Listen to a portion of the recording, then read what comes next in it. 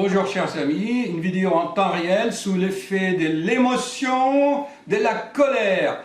Toujours chers amis, comme vous le savez, c'est les techniques de communication. Je le répète souvent, ce que le patient vient déjà avec ses croyances à lui, avec sa logique à lui. Il a des préoccupations, il a des questions, mais lui dans sa logique. Il vient nous voir pour valider ses croyances et pour avoir des réponses telles que lui, il voudrait quelles soient ces réponses dans sa logique à lui. Or, nous, les professionnels, on n'a pas la logique de chaque patient. On a la logique, on est des techniciens, on fait un électrocardiogramme, on fait des échocardiogrammes, on fait des Holters, des Doppler. Et j'ai beau dire à ce sympathique patient très intelligent, j'ai beau lui dire, monsieur, votre électrocardiogramme est normal, que votre cœur est sain, mais il palpite. J'ai fait des quinzaines, même des dizaines de vidéos là-dessus, ce que l'être humain a le droit d'avoir des palpitations sur un cœur sain. Et ces palpitations sont déclenchées par deux choses, le pôle neurosensoriel et le pôle digestif. Or, j'ai expliqué à ce patient que si vous prenez un flacon quand vous l'accouchez, eh bien l'acide chlorhydrique va de l'estomac vers l'œsophage et brûle le cardia. Quand ce n'est pas le cœur, c'est le cardia. Et ça palpite en primo décubitus dès qu'il est couché. Quand il est debout, quand il respire, il y a un siphonnage, de liquide gastrique et le cœur palpite. Et effectivement, ce qu'il a, ce patient. D'autre part, il a le pôle neurosensoriel. Pourquoi cette vidéo est intéressante par rapport aux autres? C'est que le patient, il est cultivé, instruit, et il a étudié ou il a regardé que en cas de stress, il y a un raccourcissement au niveau des chromosomes, d'une partie de chromosomes qui s'appelle télomérase ou télomètre, ou comment vous l'appelez-vous? Les télomères. Ce sont des gènes au bout des chromosomes qui régulent la durée de vie de l'individu. La durée de vie. Et le patient a cette croyance que le stress raccourcit les télomères. Ok. Donc, il est venu se rassurer sur l'état cardiaque, pour voir si les structures du cœur sont normales, s'il n'y a pas d'artère de bouchée. Donc maintenant, chers amis, on va faire la synthèse. Si maintenant, on va au-delà de tout cela, si vous réfléchissez, si on réfléchit ensemble, beaucoup de cholestérol veut dire artère bouchée. Télomère raccourci veut dire durée de vie raccourcie. Palpitation, angoisse, ça crée l'angoisse. Le patient est crispé, il est bloqué dans ses cervicales et dans ses rachis lombaires, il est crispé, il est bloqué, il a les épaules surélevées. Chers amis, comme je vous ai appris dans mes 400 vidéos, au-delà, au bout de tout cela, qu'est-ce qu'il y a? Il y a la phobie ou la peur de quoi?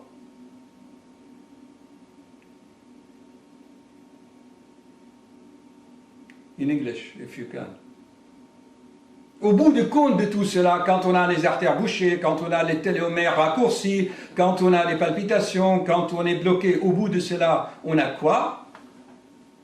C'est quoi? La peur de partir.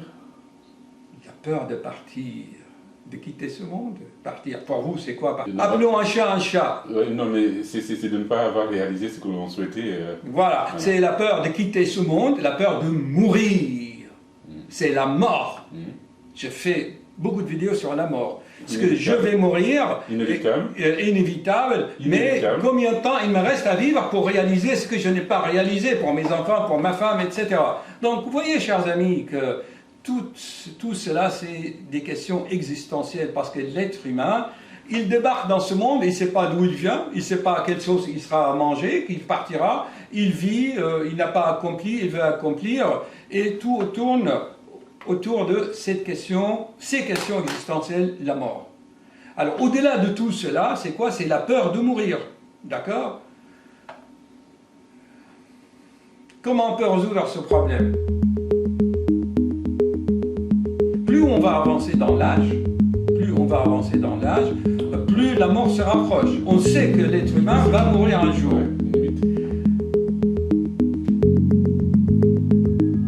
Quelle est la réponse? Les religions nous ont dit... Mais c'est la foi. Oui, les religions nous ont dit, voilà, après la mort, vous irez au paradis ou à l'enfer. Mais non, soyons plus logiques. Supposons qu'il n'y a pas Dieu, ni religion, ni rien. Qu'est-ce qu'on va faire? Comment je vous ai appelé, chers amis, dans ces situations? On ne sait pas d'où on vient, on ne sait pas où on va. Tout ce qu'on peut faire, c'est accomplir notre vie. Chers amis, je vous ai appris. Il y a des choses qui sont sous notre contrôle. C'est l'état présent. Et il y a des choses qui ne sont pas sous notre contrôle. D'accord? Ce n'est pas sous notre contrôle d'arriver dans ce monde. Quoique, si on pousse, c'est nous qui avons décidé. Ce n'est pas sous notre contrôle de quitter ce monde, de programmer l'heure de la mort. Ouais. C'est sûr que monsieur essaye de diminuer un peu, d'allonger un peu sa vie en évitant l'oxydation au niveau des chromosomes, du raccourcissement des télomères. Mais même avec ça, ce n'est pas sûr, c'est au domaine de la recherche. On ne sait pas encore, d'accord? Il y en a même qui disent, je vous fais un point d'acupuncture, et ben je vais allonger les télomères. Vous prenez tel médicament, tel produit, le sésame, le zinc, le coco, vous n'aurez pas d'Alzheimer. Donc, tout est en fait... Bon, supposons que tout est génétique et programmé, d'accord? Est-ce que le programme génétique est sous votre contrôle? Non. Non. Alors, quand il y a des choses qui ne sont pas sous notre contrôle, j'ai fait une super vidéo là-dessus qui a été vue des milliers de fois. Il y a des Américains, une association d'Américains qui l'a dit là-dessus. Donnez-moi la force de discerner ce qui est sous mon contrôle ou si ce qui n'est pas sous mon contrôle. D'accord? Quand vous avez décerné cela, que la mort n'est pas sous votre contrôle, qu'est-ce qu'il faut faire? On arrête de se prendre la tête. Et Schopenhauer a dit, qu'est-ce qu'il a dit Schopenhauer? Je ne sais pas. Schopenhauer, le plus grand philosophe que j'admire. Il a dit quoi? Arrêtez de se prendre la tête, lâchez prise. Lâchez prise. Fais ce que tu as à faire, accomplis tes devoirs, d'accord? Et qu'advienne ce qu'il pourra. Lâchez prise, chers amis. On ne peut pas contrôler la vie, la mort. Combien de fois je vous l'ai expliqué, chers amis? Lâchez prise. Laisse aller. Laisse aller. Okay. Qu'est-ce que vous en pensez de cette ordonnance? C'est pas la peine de se faire l'estomac. Non, mais on est complètement d'accord. Ce sont des questions qui... On est complètement d'accord, mais je sais que c'est... Il y a eu la question qui était revenue sur la structure. C'est ça qui a... Voilà. Ah, monsieur, il veut connaître la structure myocardique. Alors, monsieur, est-ce que, parce que vous avez décrété que vous allez mourir du cœur, et que vous allez savoir, qui c'est qui vous a dit que vous allez mourir du cœur? Peut-être vous allez mourir...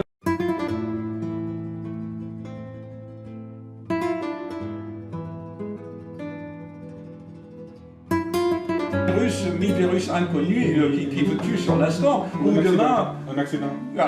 Oui, d'accord. Mais vous voyez l'idée, c'est que c'est très philosophique vraiment la médecine de nos jours, ce n'est plus le virus. C'est que monsieur a décidé que peut-être il mourrait d'un arrêt cardiaque, il veut vérifier le cœur. Monsieur, vous n'êtes pas seulement un cœur, vous êtes un être humain entier. D'accord? Vous avez raison, vous êtes sur la route, quelqu'un vous rentre dedans, alors que vous respectez le code de la route. Et ça ne dépend pas de vous. Donc, la mort, c'est absurde. Donc, Schopenhauer, moi je suis d'accord avec lui, il avait cherché un peu partout chez les bouddhistes, chez les talmudistes. Les talmudistes, vous savez, je les aime bien, parce qu'ils discutent bien. Hein. Il dit, devant l'absurdité de la causalité, tu ne sais pas qui c'est qui fait quoi, qui c'est qui a créé ce monde, qu'est-ce qu'il avait avant ce monde, qu'est-ce qu'il y aura après ce monde. C'est absurde de chercher la cause de la cause. Donc, devant l'absurdité de la causalité, lâchez prise. Lâchez prise. Voilà. Alors, des questions pour la vidéo? Non. Non. Bon. Hop. Chers amis, souvent, donc, on insiste sur la notion de lâcher prise. On vient de faire une vidéo sur le lâcher prise pour ne pas se prendre à la tête. Ok? Bon, maintenant, à la fin de la consultation, finalement, on s'est dit que, ok, cette vidéo va va aider d'autres, et les religions essayent de faire ce qu'ils peuvent. Les religions, on a dit, exigent et demandent la foi. Vous voyez? Donc, maintenant, la foi, en fonction de ce qu'on a dit. Ça rime à quoi, la foi? Quand tu dis, mais tu dois croire, cela veut dire quoi? Mais la notion de foi en religion, la notion de foi en elle-même suppose une adhésion, voilà. une association, c'est un paradigme, c'est accepté. Oui, c'est rentrer dans un concept que les autres ont fait pour toi. Mais oui, mais ok, mais au-delà de cela encore, quand on dit oui, et la foi dans la vie, et la foi dans la vie tout simplement, parce que moi je peux te donner des exemples. Un enfant, il naît, il est tout petit comme ça, il grandit. Qui c'est qui le fait grandir? C'est toi, les parents, ou lui, ou la vie? Les parents lui donnent des éléments, mais il est déjà programmé. Il est déjà programmé, il a un programme, d'accord? Eh bien, les gens ne réfléchissent pas entièrement. S'il y a un programme pour la croissance, il doit y avoir un programme pour la décroissance. C'est vos fameux télomères, non? C'est ça. Et nous, on ne peut pas changer le télomère. On peut peut-être les retarder un peu, éviter qu'ils soient un peu préservés, mais c'est le programme. Tu ne peux pas allonger le télomère, tu peux juste préserver un peu, ou voilà, éviter que ça s'oxyde, etc. Mais il est là, on ne peut pas l'enlever. Si on l'enlève ou si on le stoppe, c'est l'éternité. Et ça va venir. Je vous dis dès maintenant, c'est biblique, il y a des prophéties. L'être humain va vivre encore des siècles. Comme ça, on évite la réincarnation. Mais ça, c'est d'autres choses. Enfin, on revient à cette idée de la foi et la foi dans la vie. Parce que la vie, elle sait ce qu'elle veut. Ça veut dire lâcher prise. C'est ça la notion de la foi, on dit. La foi, et la foi, c'est-à-dire lâcher prise. C'est tout, tu ne peux rien faire. Et la foi dans la vie, quoi. Il y en a la vie qu'il appelle Dieu. Mais j'ai fait une vidéo sur le mystère de la vie. La vie, c'est la vie. La vie, ce n'est pas la croissance. C'est ce qui fait la croissance, en fait. Mais ça veut dire quelque part, c'est une acceptation. Non, ça veut dire que tu ne peux pas contrôler, acceptation, si vous voulez. Oui, j'accepte cet état dans lequel je me trouve. Je suis né en criant, je ne sais pas comment et pourquoi, je grandis, je vis, et je ne sais pas où j'y vais. Et tous les hommes sont angoissés pour cela. Mais qu'est-ce que je vais devenir? Ma famille, mes enfants, si je meurs demain, et c'est quoi la mort? Et l'être humain, il est à ce stade de son évolution. Mais il aura petit à petit des connaissances. Par exemple, je viens de faire une super... Est-ce qu'il y a mon téléphone Samsung là-bas? Je viens de faire une super capture d'écran d'un... Ah, merci. Voilà, merci. Super capture d'écran sur un ami qui m'a envoyé ça sur Facebook. Je vais vous montrer. C'est super vraiment, ça donne la réponse à tout. Hop. Voici ce qu'ils pensent, les vrais Indiens. Un chiffre, je le mets devant la caméra. And read in English. Yeah, there is no death, only change of the world. Donc ça veut dire une réincarnation. Non, on change de monde. Là, actuellement, tu es dans ton monde physique, tu es dans le monde physique. Mais je fais des vidéos. Vous savez, la poupée de Matrochka russe, la poupée gigogne. Tu vis actuellement dans le monde physique. Mais une fois ce corps physique est désintégré, tu as un autre corps qui est le corps subtil. Tu as le corps éthérique, le corps spirituel, le corps animique. Et chaque corps va vibrer avec, qu'est-ce qu'il dit? Another world. Tu changes de monde. Par exemple, voilà. Il n'a pas besoin de Dieu, ni de la foi, ni de quoi que ce soit. Voilà. Donc on va le mettre sur la... Voilà. Qu'est-ce qu'on peut parler des heures?